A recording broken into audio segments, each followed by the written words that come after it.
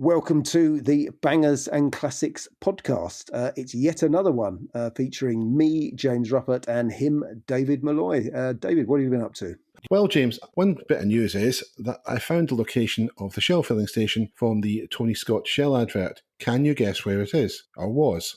Was it actually on a Pinewood film set? No, it was on the A66, as suggested by one of our followers on Twitter, Peter. It was on the Stainmore section of the road, which is now unrecognisable, hence why we couldn't find it before. The garage has been removed, it's been taken away, and apparently it's now been replaced by the Stainmore Cafe. So congratulations to Peter for getting that one right. And that means we're going to have to find a new obsession, which is, of course, the Seat Ibiza Schmidt Hot advert.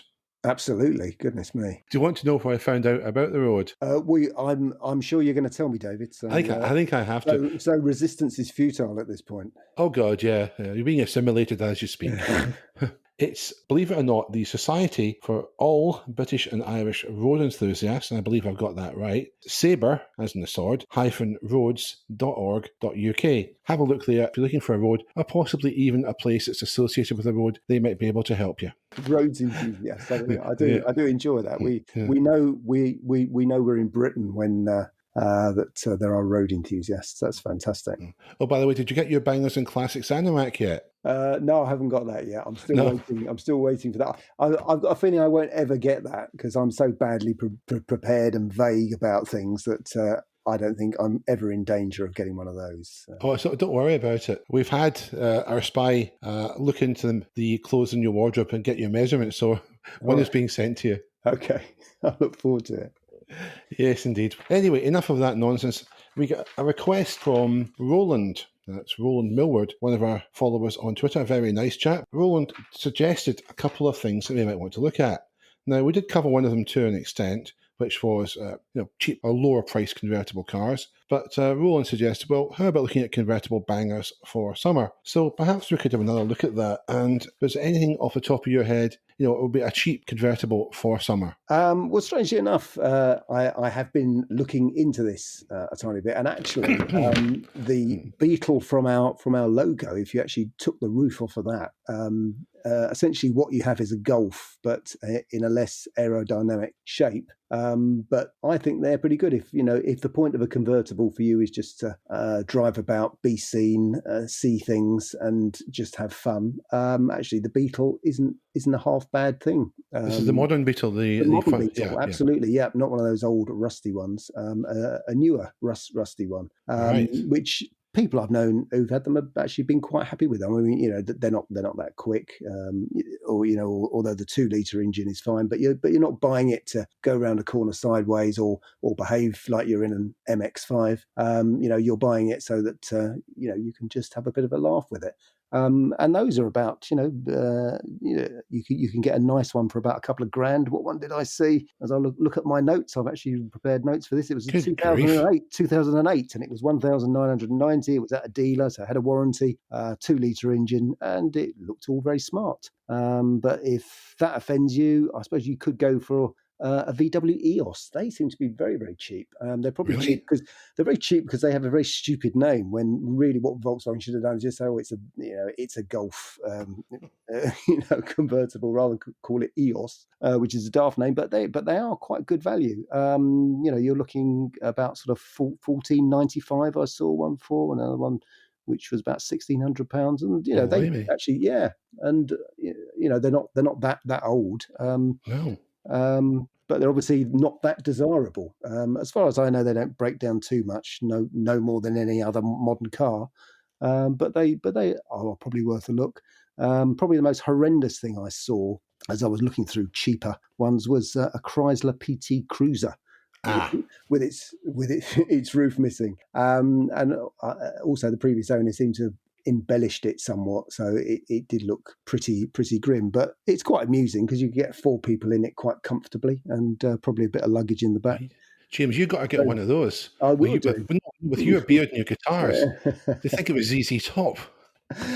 Well, there you go. Absolutely. I don't think anybody would have made that connection, but yes, it is, ladies and gentlemen, yeah, a sub ZZ top, as we say over here, vehicle, and yeah, that would be quite good. Although it didn't seem especially cheap. It was 3,995, the one that I saw, and I still thought that was a tiny bit pricey. But I'm sure we could beat the seller down.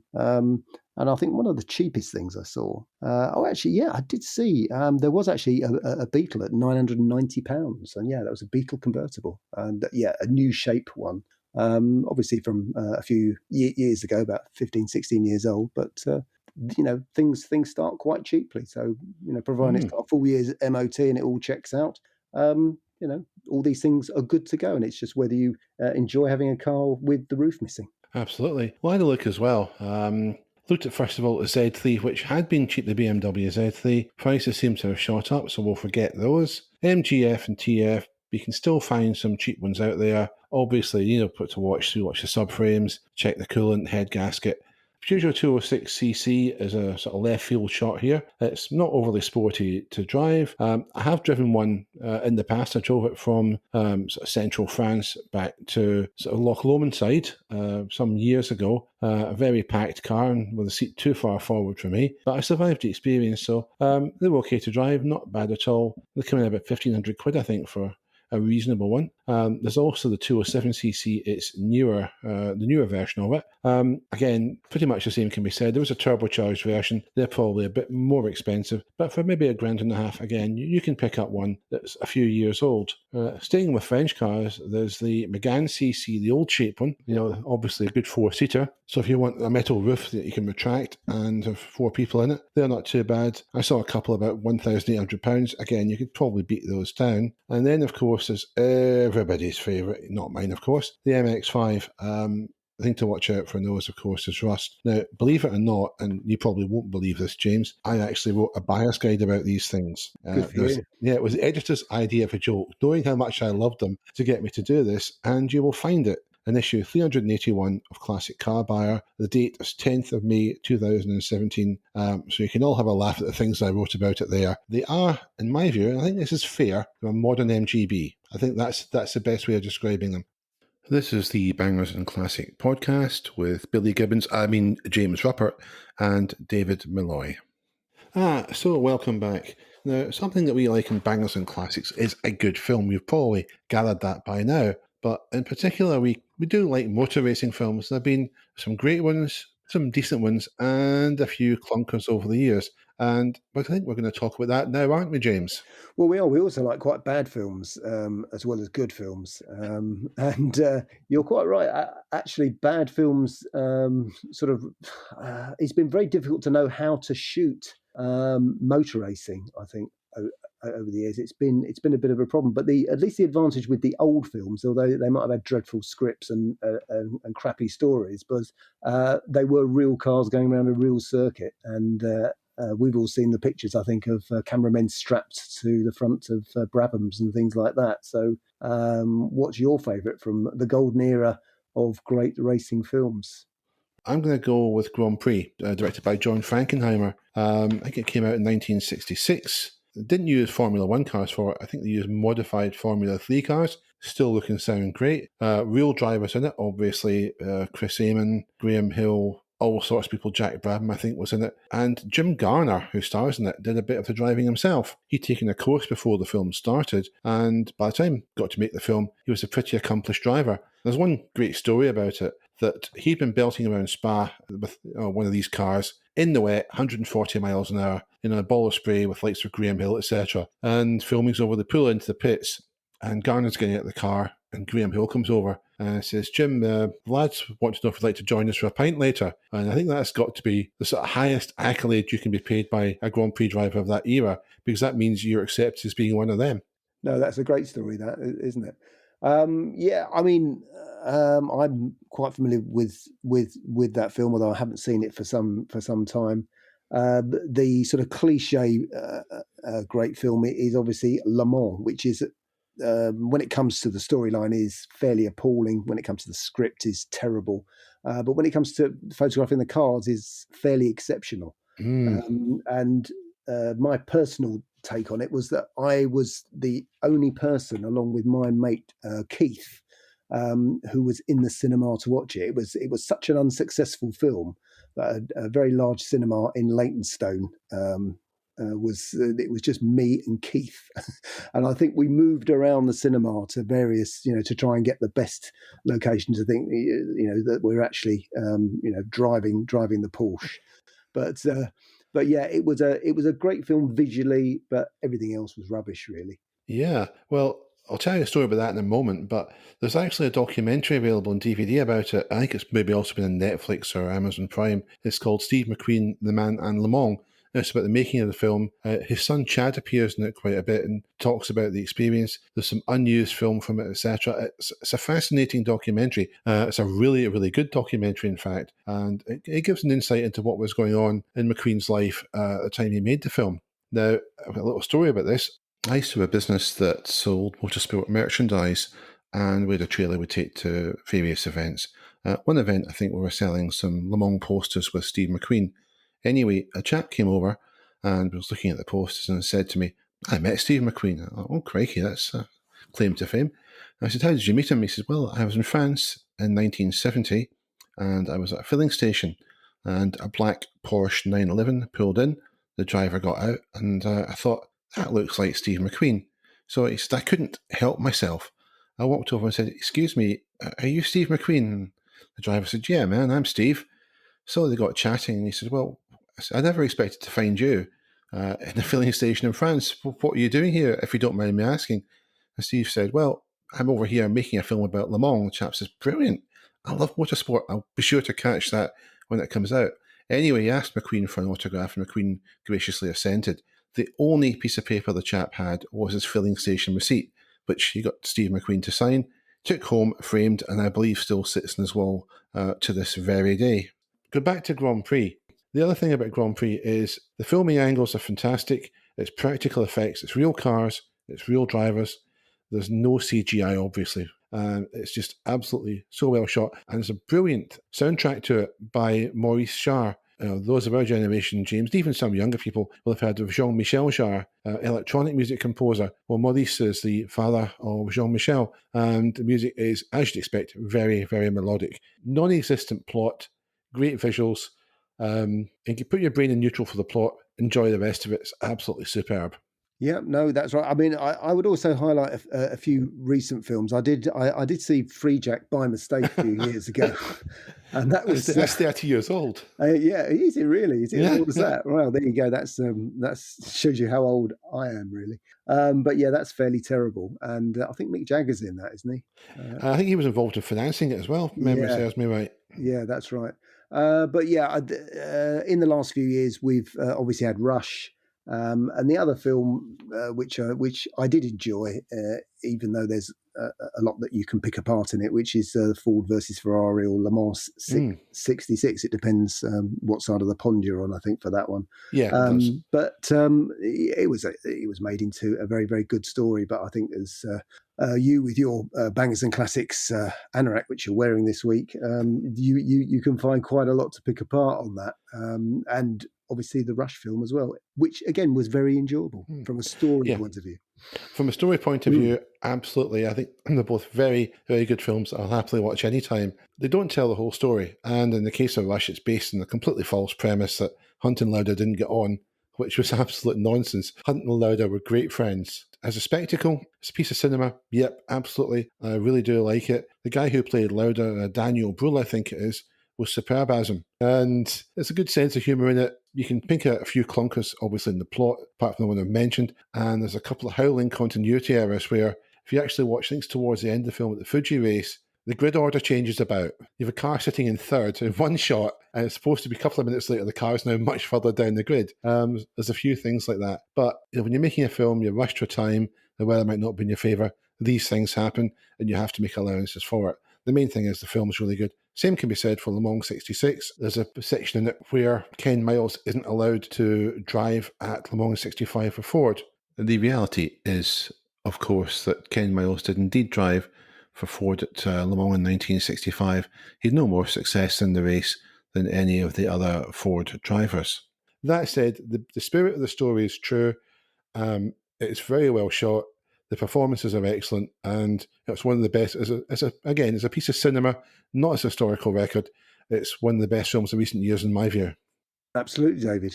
And I look forward to going to the cinema with you at some point and seeing some exciting film or other. Well, the Bangers and Classic film, The obviously. Bangers and Classic film, which we do Yeah. have in production at the moment, and Yes, indeed. details Yes, will be revealed later on in the year. yes, that's when we're not engaged in our day jobs at Shadow, obviously. No. There's also a film I should really mention. It's called The Speed Merchant. It's not about Formula One. It's about world sports car racing, Le Mans style cars. Filmed in 1972. It's a documentary. I think Duke Video do it. One of the best. It's probably the best motor racing documentary I've ever seen. Really well shot. Interesting insights from the drivers. You get a real idea of what it was like to be a racing driver then, not just on the track, but off it. If you're interested in Formula One now, you might be interested to see a very young Helmut Marko in it, driving for Alfa Romeo in that film. Oh, right, that's good. Yeah, he's not very popular, Helmut, these days with a lot of people. Again, I think it's possibly, he just says what he thinks, and some people don't always respond well to that, but I think better that than mendacity, to be honest. Absolutely. But it's good to look back on these old films, because I think this week we're seeing trailers now for the Fast and Furious 9. Oh, dear God. Yeah, which I don't mind because they are nonsense, but it is a tiny bit of a stretch, and the CGI sort of becomes overwhelming, unfortunately, and incredible, really. Cars defying the laws of gravity and physics. You cannot change the laws of physics. You can't. Captain. Absolutely. I've been waiting 8 episodes for you to say that, but I've been planning to say it for ages. Yeah, that's it. Yes, Montgomery Scott here. That's it. Sitting here with my teleporter. Nowhere to go, but I've got a teleporter. That all changes tomorrow because we can actually escape tomorrow up here, believe it or not. Oh, right, good. Yeah, I can actually go more than about 5 miles, which is wonderful. Marvellous.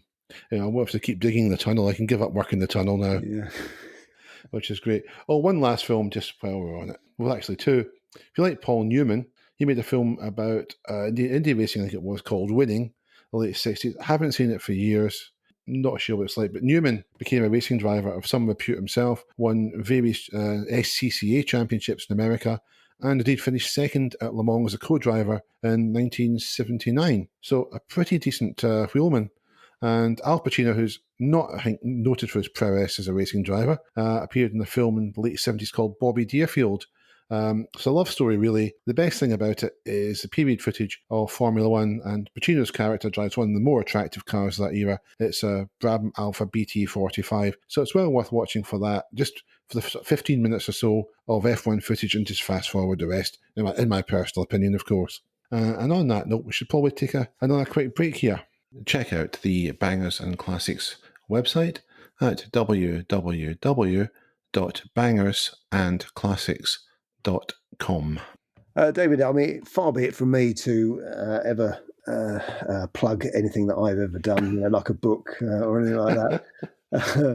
But I mentioned to you, I think I noticed at the end of last year that the license on some of the pictures I'd used in World Cup Cortinas were coming up for renewal. And I was quite surprised that some big boys hadn't been sent around to duff me up to pay more licensing money, but that didn't happen. So what I did is that I thought I'd get rid of all the ones I have to pay for, because obviously all the money we make from this podcast I spend on all sorts of other things these days. And I thought, well, what I'll do, I'll just get rid of all the ones I pay for. But I did need a front cover, and I was in contact with the great son of Les Cocker. And Les Cocker was, if people want to know, he was the head coach for Leeds and also for England. And he was part of the England setup, and also part of the England setup that went to Mexico. And the whole point of the book is that there was a players' pool. He was in the players' pool where anything they earned from promotions and so forth, because basically after the 96 1966 World Cup victory, which I don't know whether Scotland were in that competition at all, No, but David. we did beat you at Wembley the following year, so Yeah, that's but okay. That yeah, made us but world champions for a bit. well, that's right. But there was nothing. But there was nothing to prove by then, was there? Oh, I But don't know so much. No, not in those days, old boy. It was a bit of a feisty encounter. No, I mean England deserved a win.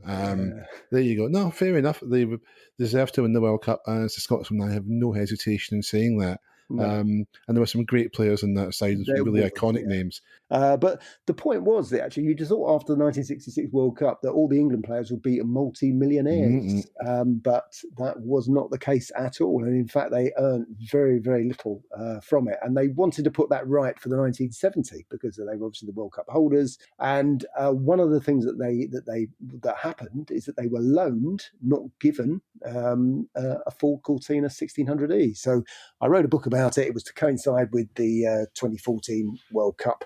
And I did do a TV thing for the One show on the BBC as well. They were very nice because they didn't plug my book at all, where I did all the hard work. But there you go. Never mind about that. So that may explain why I don't pay the license fee anymore. But yeah, so I have this book out called World Cup Cortinas, and I thought I would update it. As I say, I was in contact many years ago with Les Cocker's son Dave. There is an incredible connection where my dad met his dad at the 1971 Rothman's Golden Boots Award. I remember my dad very clearly saying that he met him. He was such a nice bloke and all that thing. They shook hands and all that. And it was nice to sort of meet his son via email many years later. But I asked for permission to have his dad on the cover because he's pictured with a 1600E. And he's outside, an ordinary house. Because again, if you were involved in football 30, 40, 50 years ago, you were one of us. I mean, they were no different from you or I. They were working class blokes, and they basically drove the same cars as your dad did or your granddad did. And that was the point of the book. It was to research to find out what happened to the Cortinas, and that was quite interesting. Did manage to find a few. Also met Francis Lee, if you ever remember Francis Lee, who Of course, yeah. played at Manchester City. We reunited him with his car, so that was quite good. But the whole point of it was just to say, look, in the old days they were just like you and I, and if you bought Shoot magazine as I used to, it was pictures of them at home with their charming wives, and outside would be a Capri, outside would be a Cortina, outside would be a Morris 1100. It was the cars that we all would have had, or our dads would have had at that time. There were no Bentleys, there was no Rolls Royce, there was no Lamborghinis or anything like that, unless you were George Best, who was the exception. But then again, he really had E-type Jags. I mean, he had a whole series of those, and that was as good as it got, really. But really, footballers of that era, which I know that you're familiar with, were ordinary chaps. Yeah, I mean, it's in your book, and coincidentally, I'd actually done some research into this myself for one of my own books for a different reason. But the average weekly wage for football in the first division, which now would be the Premier League, 1970 was £70, 70 quid a week. So it was a bit more than the average working man, but not excessively so. There was certainly not enough to fund a jet set lifestyle or anything like it. And you're talking about footballers. Give you an example of one chap called Robin Friday. I think it's a chap you've heard of, James. Yeah, absolutely. Apparently the greatest footballer you never saw. Well, we were talking about this recently, obviously, you and I mentioned I've been chatting to my uncle, who's lived down in London really since the late 60s and played football, in that area. And I mentioned to him about Robin Friday. He said, I knew him. And I said, well, what kind of car did he drive when he was playing football? He didn't have a car, as my uncle remembers it. He said, what my memory of him is that he had a bike with tyres on it, but no inner tubes, and he'd cycle that down to the shops. He also said, just for the sake of completeness, that he thought Robin Friday was a really, really good guy who's liked spending time with him. He'd only spent a great deal of time over the years, but he played with Robin Friday's twin brother, and that's how he knew Robin. And it's probably as well they didn't play against each other, because it would have been a bloodbath, because Robin Friday was quite a physical player, and my uncle, one of his claims to fame, one of his claims to infamy, was that he played against Davy Jones and the Monkees in a charity game sometime in the 80s, and spent the entire game playing keepy uppy with Davy Jones. And he's not even big. He's only 5'9". I was going to say, there wasn't there wasn't much to him, was there? Out of the Monkees, was there? No, there wasn't much to my uncle either. No. But the other thing was, talking about cars and footballers and money in those days, I believe that when Robin Friday went to become a professional footballer, he'd had some sort of fairly normal job, and he took a pay cut to become a pro. So that's how things were back then. Very, very different. And it's again, the likes of Bobby Moore, I think, made a few quid out of it eventually. But they were never rich people, these. Well, they weren't. Well, it was strange because I do remember listening to an interview with his wife, Bobby Moore's wife, years ago, and she said, yes, they did earn some quite good money, but when they went into business, it was as investors. They would always say to them, "Well, I'm going to open this pub or a club," but they had to put money in it. So it's completely different from today, where you just put your name on things and you got money for it. But yes, I mean the money was completely different, and obviously their careers were very, very short. I mean, if they were lucky, they might get 20 years. But that's why a lot of them ended up as publicans and things like that. There's a very good book called I can't remember it now because I shouldn't have said it, but it was what they did next. But it is all the footballers from the 70s and 60s and 80s even. They all became publicans, they became lorry drivers, they became post office people. And nowadays it's like if you actually looked into all the footballers retiring, it would be multimillionaire, because that's all they have to do. But they quite genuinely had to go and do real jobs. We're always delighted to hear from listeners, so please don't hesitate to get in touch with any comments you might have about the podcast by pinging us an email at jamesanddavid@bangersandclassics.com.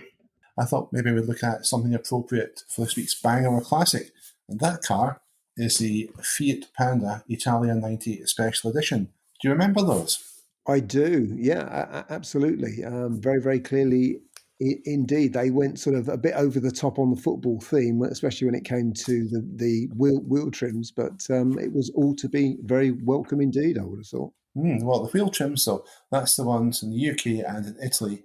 You had wheel trims that looked kind of like a football. And it's actually mentioned, and here's a plug alert, we should get a collection for this. In my book, The Ultimate Classic Car Quiz Book, you will find some details about the Fiat Panda Italia 90. Suffice it to say that those wheel trims were only available on the UK and Italian market models. Everywhere else, just the plain white wheel trims. Don't ask me why, because I didn't find that much out. But what do you think, banger or classic? I think it's a classic. I like the Fiat Panda. I like the original Fiat Panda, especially in its most basic form. And I don't mind a special edition. And when it comes to special editions, that does seem to have a point. And also, the late great Bobby Moore was paid to stand with it at Wembley Stadium, and that's quite a nice shot. Which you can also find, and let's plug my book in World Cup Cortinas. And I think they're great little cars. I mean, it's what a small town car is supposed to be. It's cars that we won't ever see again, and it's to be celebrated for that fact. I've got an awful lot of time for them, so I don't have a lot of hesitation. But they have been bangers for quite some time because they rust a lot. But if you go to Greece and you go to Italy, you can find some really ancient old ones still. I mean, they really still go very strong. Yeah, you were talking about Wembley. Of course, that's the old Wembley, the proper Wembley with the Twin Towers. Absolutely. Been there very, very many times over the years, and actually did a car shoot there many years ago with Performance Car, which is a magazine that people may or may not remember, and actually allowed to put the cars around the pitch. But there were people there who were very protective of the grass. You could not go on the grass. There were people that would tackle you to the ground, even though the grass at Wembley wasn't fantastic. I remember quite a few games in the mid-70s where it was, pretty much, mud city. Yeah, but old-style football stadium, and it was so much the better for it. I used to see it going into London when I lived down with my uncle time to time. And, even though I'm from north of the border, still an icon of football, really was. And, obviously, the other thing was about Wembley. It was built on the site of a folly. It was going to be the UK's equivalent of the Eiffel Tower. It was a chap called Watkins was behind it. It was never completed, but the pitch was, I believe, was built on the foundations of what was called Watkins Folly. It was all dismantled, but the foundations remained. But I believe they were dug up when they rebuilt Wembley Stadium. But a little fact about Bobby Moore and that photo shoot, James. Yeah. I found something on Twitter from a chap called Peter Rawlinson, who apparently used to work as a press officer at Fiat. And he organised a photo shoot with Bobby Moore at Wembley and with obviously the Panda Italia. Bobby Moore turned up. He didn't have England socks and shorts, so they had to be purchased for him. He wore them to the photo shoot, then handed them back. And if you actually look, it's a cracking photo of Bobby Moore with the Panda, while the goalposts in the background, the pitch stretching away. They sold a few hundred of those in Britain. I think about 475 or so, they reckon, those special editions, and there's a handful still exist. Yeah. From my perspective, I'll go along with you. It's definitely a classic. Couldn't even remotely be considered a banger. So that's that one knocked on the head. We were talking earlier about Robin Friday, and I mentioned about him and his bicycle with no inner tubes. What I should have said was, who did that remind you of? I should have asked you, who did that remind you of? You told me who it was to remind me of, and I can't quite remember now. Your namesake, James Hunt. Yeah, that's it, yes. James Hunt. Yeah. In his later days, James Hunt, after he'd lost all the money and some misadventure, I think it was he became a Lloyd's name or something and lost it that way. But he had a bicycle and he cycled around in it with no tyres. With tyres, but no inner tubes, kind of like Robin Friday. And it's obviously a trait for mavericks. Highly skilled mavericks, you have to say, of course. Absolutely. So that was one thing the two of them had in common, which brings us kind of back to cars, doesn't it? It sort of does. In a sort of loosest way possible. But that's what Bangers and Classics is all about. If there's a sort of diversion, tangent, deviation we can find, well, we'll probably head down it just for the heck of it. Absolutely. Well, I mean, as you were talking about Wembley, all I could think about was Evel Knievel. There's a quite a connection there, isn't there? That's when he went up in the air and came down again and had a broken leg, I think, as a result. We'd like to thank you very much for sticking around till the end of another Bangers and Classics podcast, and we look forward to seeing you next time. So it's goodbye from me, James, and it's goodbye from him. Goodbye. Goodbye and take care. Bye-bye.